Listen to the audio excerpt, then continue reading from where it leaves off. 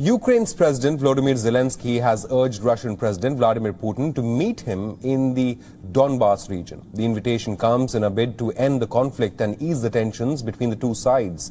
In a video address, Zelensky urged Kiev's Western backers to give a clear signal that they are willing to support the country in a standoff with Russia as Moscow amasses huge amounts of troops along the border with Ukraine.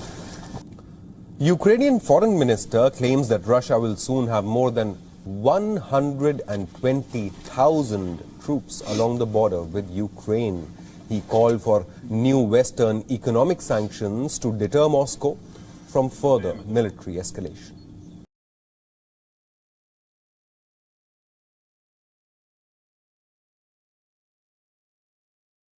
The U.S. is moving its troops to Russia's borders, a top Russian official said on Tuesday.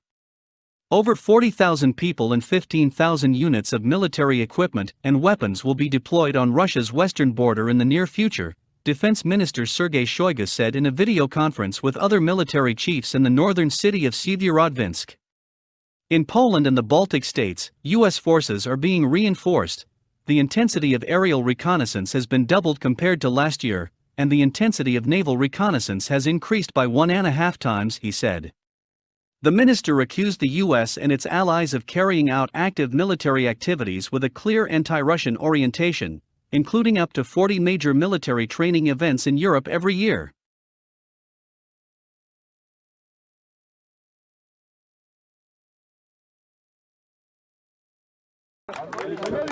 This was Chad's President Idriss Deby campaigning last week. Provisional election results indicated he'd won a 6th term in office.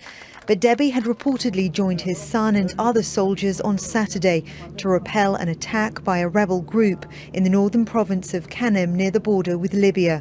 According to the military, he was severely injured. It says it will now create a transitional military council led by Deby's son and has suspended the constitution. Idriss Deby was a former military officer who came to power in 1990. He'd faced numerous coup attempts, and analysts say he had a reputation for ruthlessness.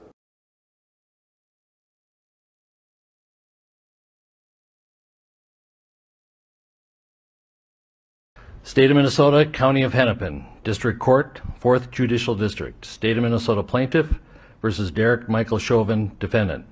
Verdict, Count 1. Court file number 27, CR 20-12646.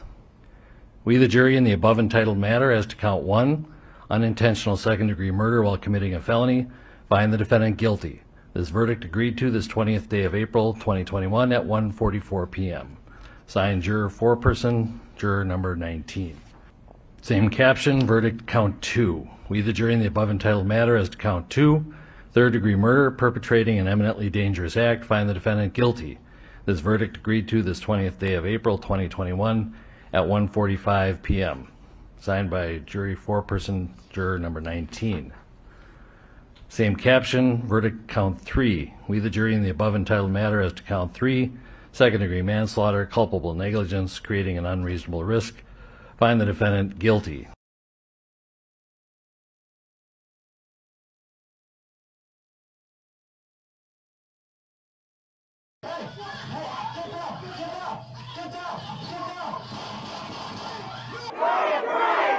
Protesters voiced outrage in Columbus, Ohio on Tuesday after a black teenage girl was fatally shot by a police officer. Authorities said the girl had lunged at 2 people with a knife. They also say the officers involved were answering a 911 call about an attempted stabbing. Columbus police released the officer's body camera footage of Tuesday's shooting just hours later. Police Chief Michael Woods says that the video shows the victim holding a knife after officers arrived and charging towards another girl.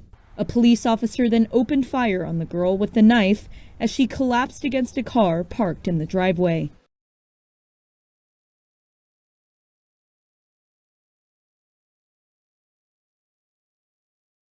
We begin with breaking news from India, where at least 22 patients have died at a public hospital in India's western Maharashtra state when their oxygen supply ran out after a leak in the tank. That hospital has been treating coronavirus patients. And so we are hearing that there was a leak in an oxygen tanker in a hospital in the city of Nashik in Maharashtra, that this happened as the tanker was being filled.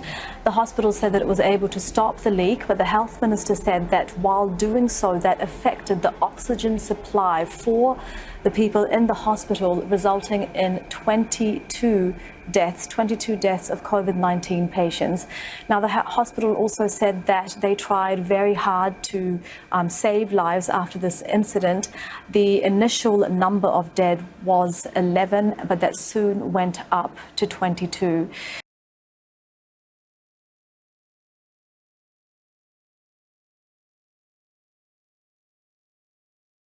China's President Xi Jinping will attend a US-led climate change summit on Thursday. It will be the first meeting between Xi and President Joe Biden since the start of the new US administration. One of Biden's first moves since taking office was to re-enter the United States into the 2015 Paris Agreement. The need to tackle climate change has been one of the few issues Washington and Beijing have been able to agree on. They continue to be at loggerheads over alleged human rights abuses and China's economic clout over other nations. Last week, US climate envoy John Kerry travelled to Shanghai to meet his Chinese counterpart.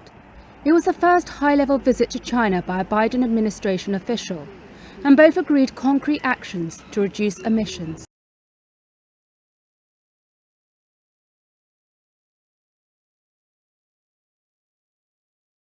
Police are trying to control the situation in Olievenhoutbosch in Centurion. This after people barricaded roads using burning tires earlier on today.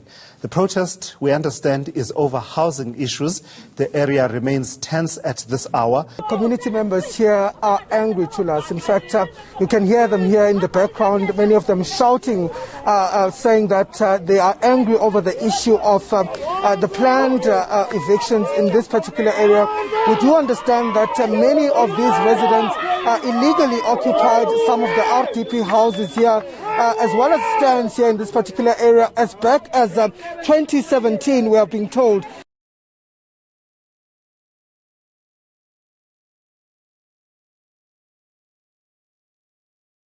The Zionist Haaretz reported that the huge explosion took place this morning at a sensitive security factory in the center of occupied Palestine, and that no details were yet available about the possible casualties. According to the report, the residents of occupied Palestine saw a lot of smoke and gush down this morning and started photographing it.